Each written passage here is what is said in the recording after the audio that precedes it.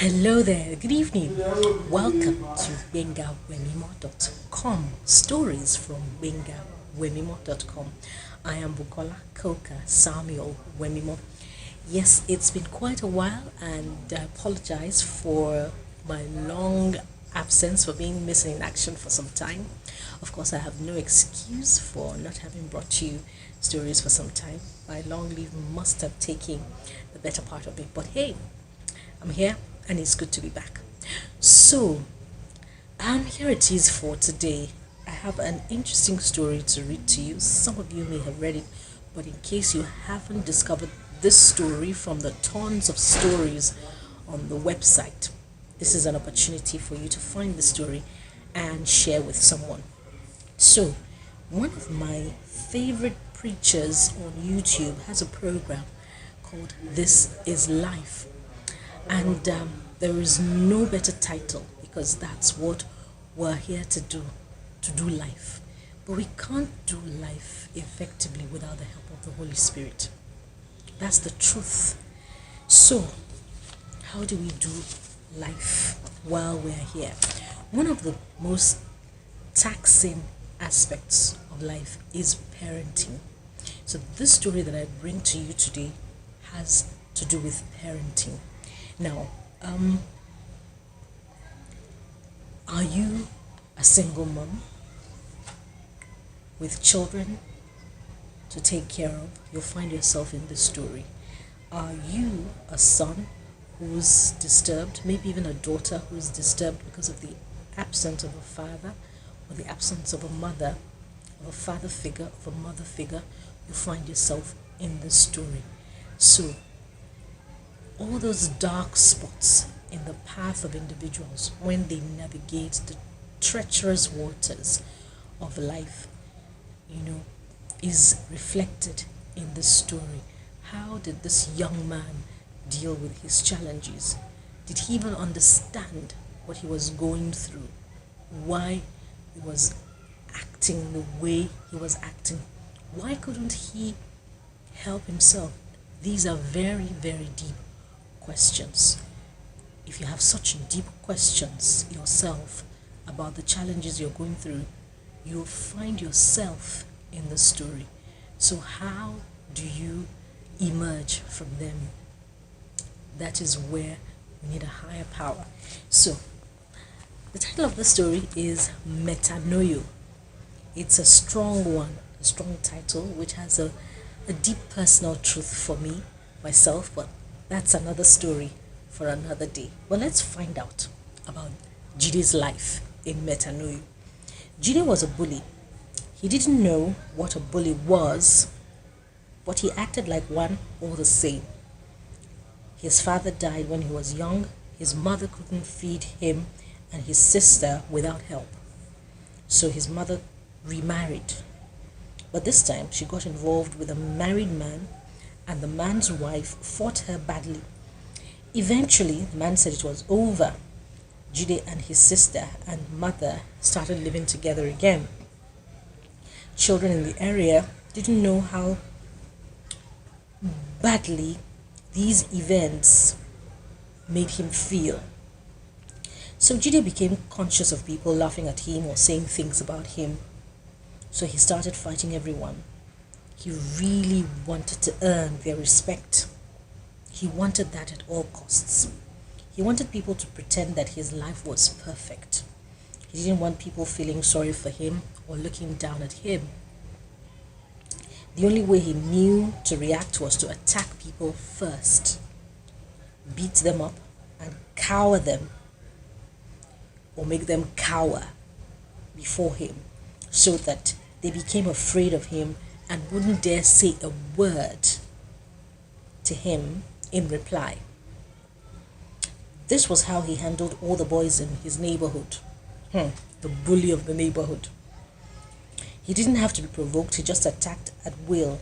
The same thing happened in his school. He got into a fight with a boy and he hit them on the head with a rock. That's with this boy. Then he got expelled. His mother didn't know what to do. That's his mother. It was hard enough to take care of the children alone.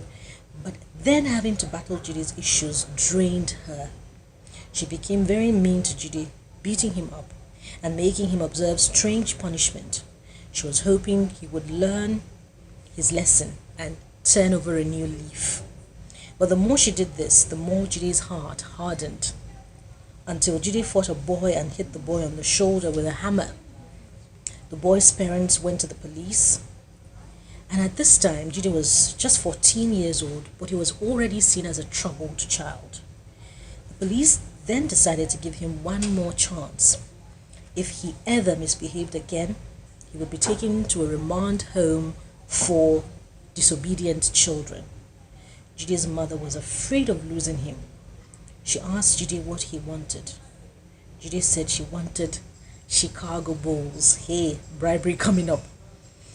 Then Judy said he wanted Chicago Bulls t-shirt and fancy jeans. He also demanded a biker's booth. His mother met all these requests. He then requested to be placed in another school. His mother did this also. His mother made him then, afterwards, promise never to get involved in any fight again. Judy started at the new school and behaved very well. He had the opportunity to start all over. And then he met a girl. He really liked this girl. And one day, he saw another boy talking to the girl and he got angry. He went to meet the boy after school hours and he beat the boy up. I've read this before, but every time I read it, it makes me laugh.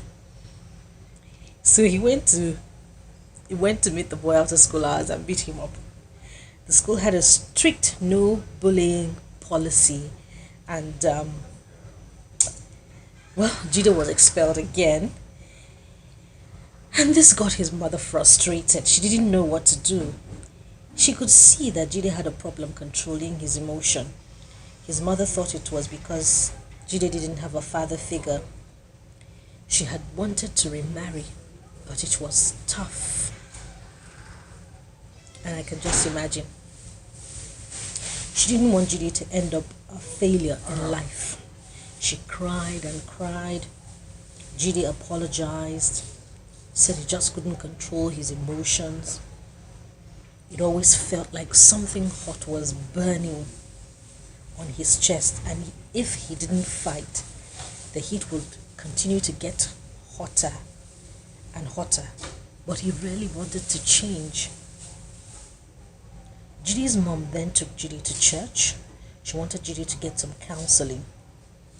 Judy saw some of his age mates in the church. They were playing and running about. They were all happy and peaceful. One of the children then came to Judy and asked Judy if he would like to play football. Judy's mother told him to go.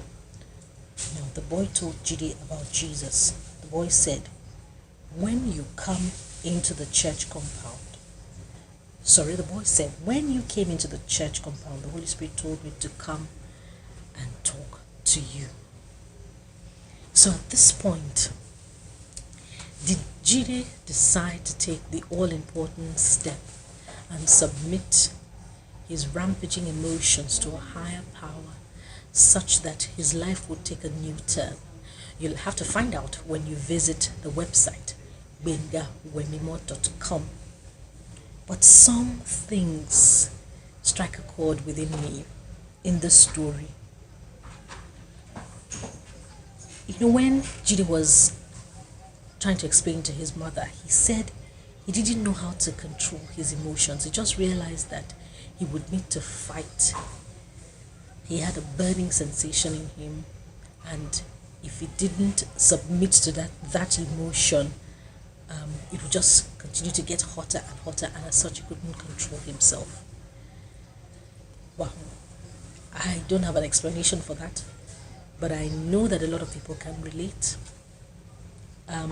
If you have such experiences, you can share by commenting, dropping your reactions in the comment box, or even sending a DM. But if you have such challenges or such challenge or something similar, there is a higher power that can bring that to an end and give you a whole new experience that will transform your life and make you a positive force instead of one that is notorious for the wrong things like Jide was. So the ball is in your court to seek help or seek a higher power that can help you learn to do life. So that's it on this edition of Stories from GbengaWemimo.com. If you want to know the concluding part or finish off on this story, visit the website and search for matanoyo. I pray that you come to your own matanoyo if you find yourself in the characters in this story. And until the next time, I'm going to come your way again with another interesting edition. I am Bukola Coker Samuel-Wemimo. Bye for now.